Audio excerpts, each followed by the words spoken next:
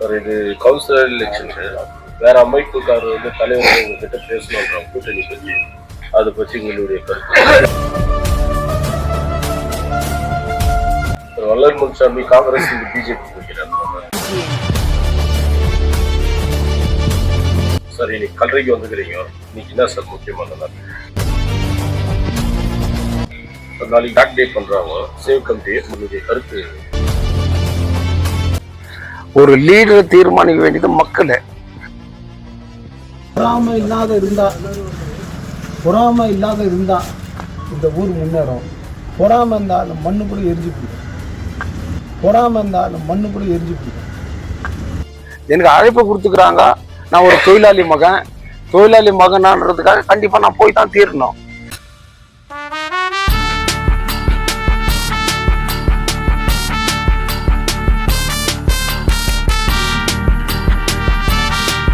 ஒரு பொழுதேனும் உன்னுடனே நான் உயிரால் இணைந்திருப்பேன்.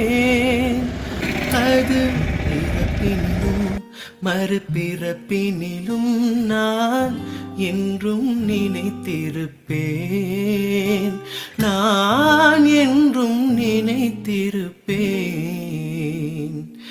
நெஞ்சம் மறப்பதில்லை, அது நினைவை இழக்கவில்லை.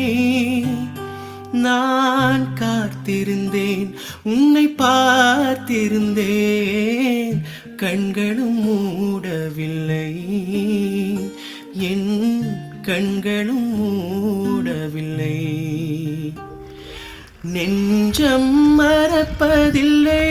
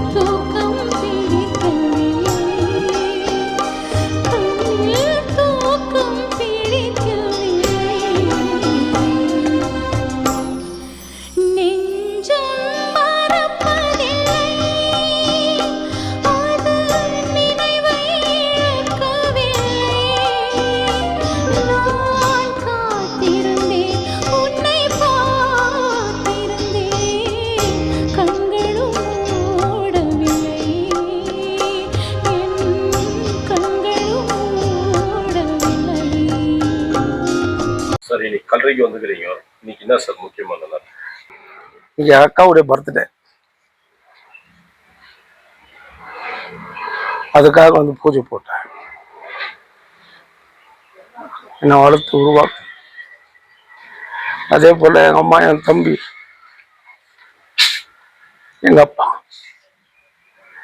எல்லாருக்கும் ஒரு பூஜை பண்ணிட்டு மன சாந்தி அமைதியும் எனக்கு இல்லை, அவங்களுக்கு இருக்கட்டும்.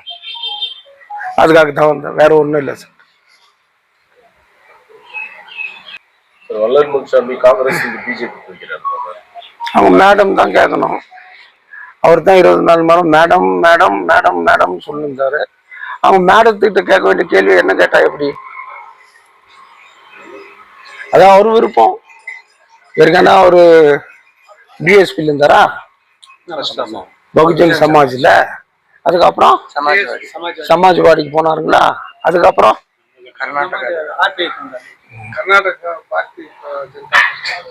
வந்தாரு.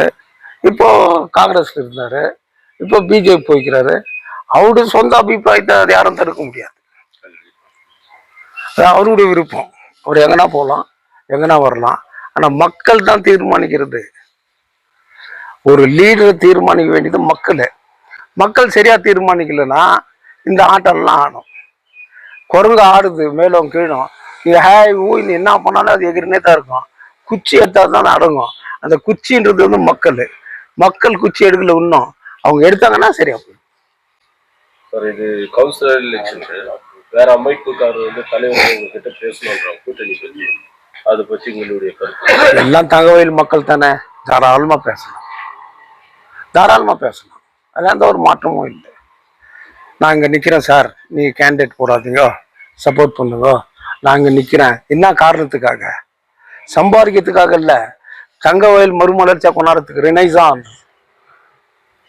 ரினைசான் மறுமலர்ச்சி அதை கொண்டு வரதுக்காக எத்தனை பேர் வந்தாலும் சரி, அவங்க நல்லுங்களா தான் நான் சேர்த்துக்கிறேன். கொள்ளடிக்கிற கூட்டமாக தான் நான் சேர்க்க மாட்டேன். நாளைக்கு பேக் டே பண்றாங்க சேவ் கமிட்டி. உங்களுடைய கருத்து? எனக்கு அழைப்பு கொடுத்துக்கிறாங்க.